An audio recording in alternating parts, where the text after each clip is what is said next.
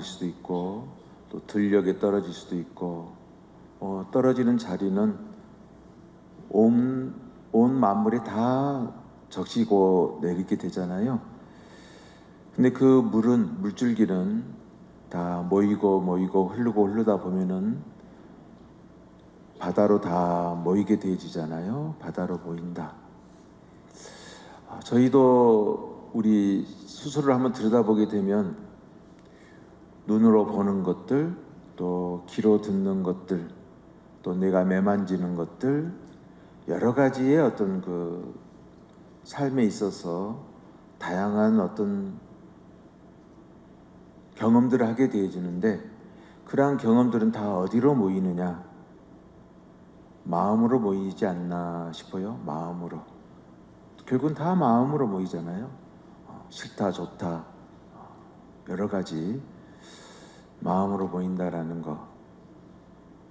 그래서 이 마음이라는 것을 근데 마음으로 모이는데, 이 마음을 나 자신의 마음으로 붙들고 있느냐, 아니면 그 마음이라고 하는 것은 마치 바다처럼 전체 진리의 모든 흐름들이 조화롭게 모아지고 또 흐트러지는 그런 전체적인 진리의 어떤 품으로서 그 마음을 이해하느냐, 여기에 따라서 우리의 삶의 어떤 방향성은 정말 달라질 수 있는 것이잖아요.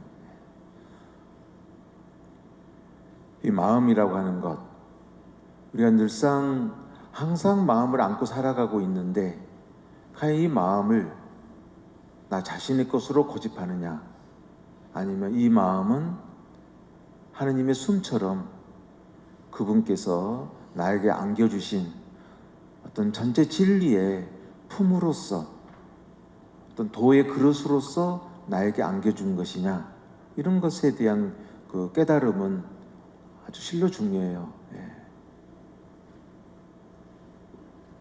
여기에서부터 우리는 용서와 어떤 관용의 마음을 우리가 또 드러내 볼 수가 있는 것이고, 이것을 또 나 자신의 마음으로 이렇게 움켜쥐고 있을 때는 거기서부터 안갚음이라든지 복수라든지 어떤 미움이라든지 여러 가지 형태들이 또 나올 수 있는 것이잖아요. 근데 복음에서 예수 그리스도께서 늘 일깨워 주시는 그 어떤 사랑, 그 사랑도 결국은 마음에서 또 움터나게 되어지는데, 그 마음은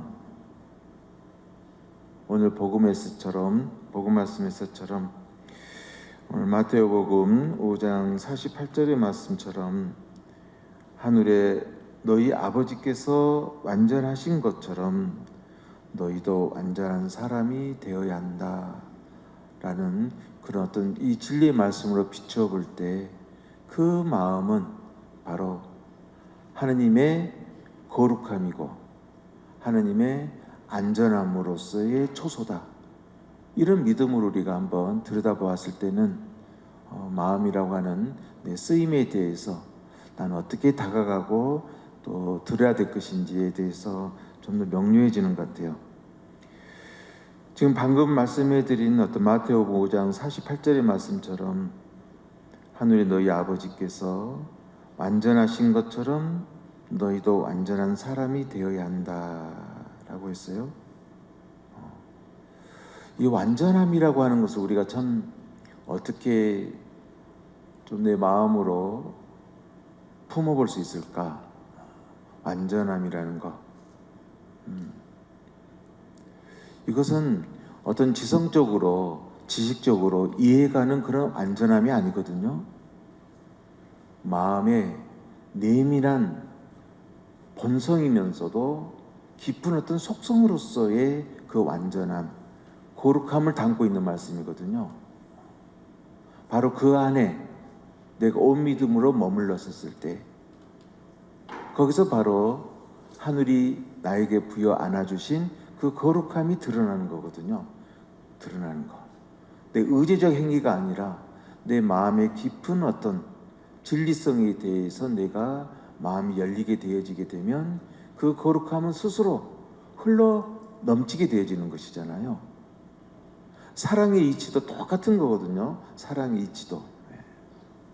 내가 어떤 뭔가를 끌어올려서 사랑한다라는 의미가 아니고, 복음적인 사랑에서는 하나님이 불어넣어 주신 그 사랑의 깊은 진리가 흘러넘치도록 하늘의 뜻 안에 그 사랑이 드러나질 수 있도록 그걸 알아차림이잖아요. 이런 부분에서 이 안전함을 우리가 늘 느껴봐야 돼요.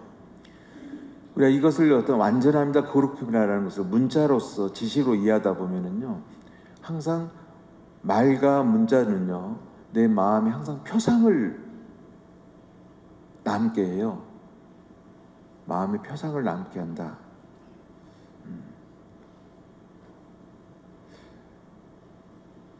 그러다 보면은 때로는 우리가 이 말씀도요, 성경의 말씀도 마음의 어떤 표상으로서 이렇게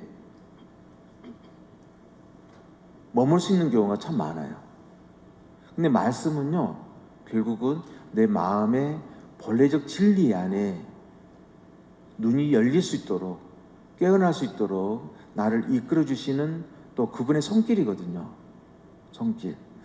우리가 이런 부분 있죠. 이를테면은 이곳에 앉아 계신 어르신들 뵈면 다 연세도 있으시니까 아마 젊은 시절에 다 연애편지 정도는 다 써보셨지 않으셨어요? 연애편지. 또 연애편지를 받아보기도 하고요. 근데 편지라는 것이 그렇잖아요. 애정이 담긴 편지라는 것을 바라보잖아요. 그래서 바라보고 있으면은 바라보면서 그 어떤 말과 문자를 통해서 뭔가 내 마음하고 맞닿아지기 시작할 때, 바라보는 어떤 내 시선과 내 마음과 이 문자가 맞닿아지기 시작할 때 마음이 열리잖아요. 마음이 열려지는 것이죠. 그게 사랑이죠. 그게 사랑. 그래서 마음이 닫혀지게 되면 이제는 좀 정리를 해야 되겠다라는 생각이 들 수 있겠죠. 우리가 복음 말씀도 똑같아요. 복음 말씀도 말씀을 통해서 내 마음이 열려야 되거든요. 마음이 열린다라고 하는 것은 믿음의 충만함으로 자리바꿈 되거든요. 마음으로 열리는 거. 그래서 우리가 때로는 우리 이제 성서 쓰기를 하잖아요.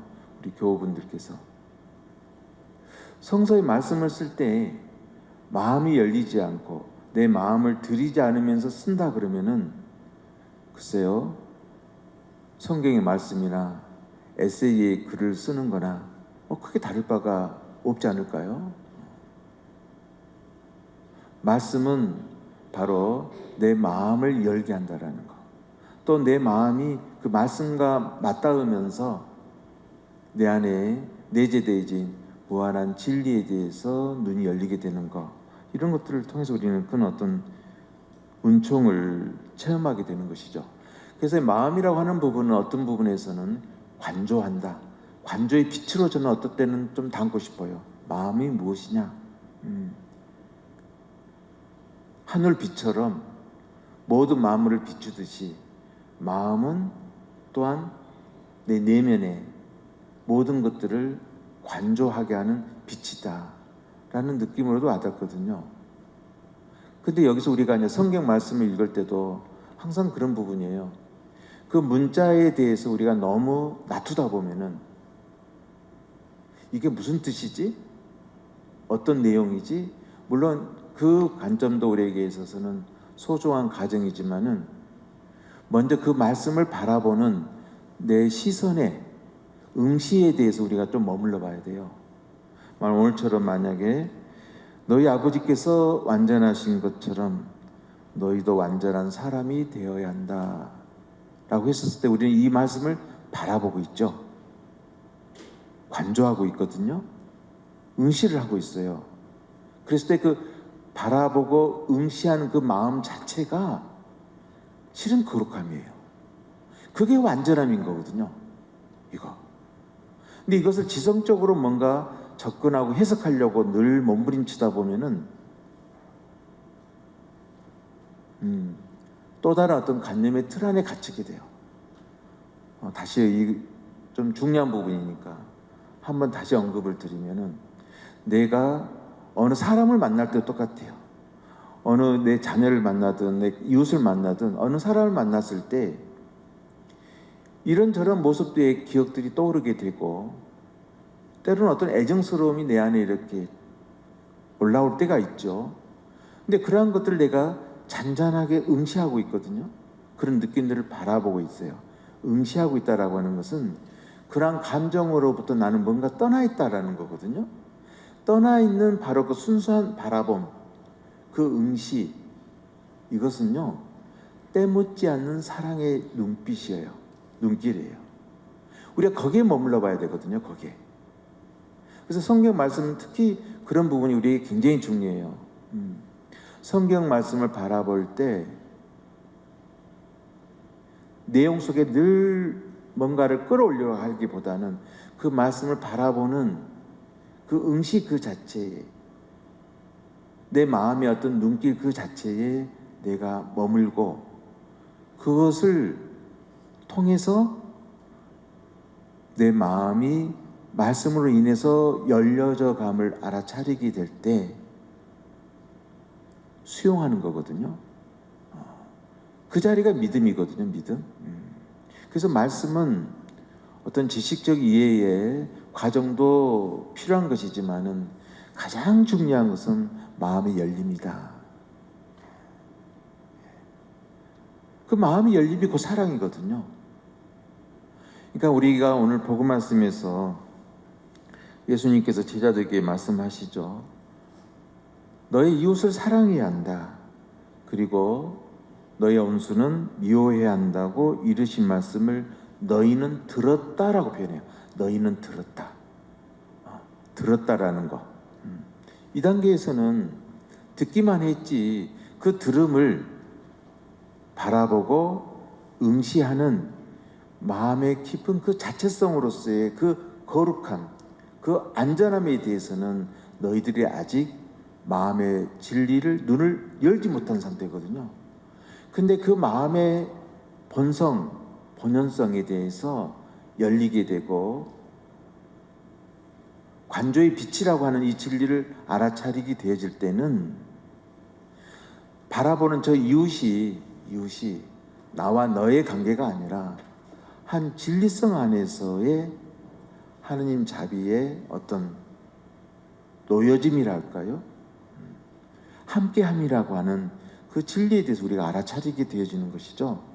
그럴 때에 사랑하게 되고, 또 박해하는 자들을 위해서 기도하게 되어지는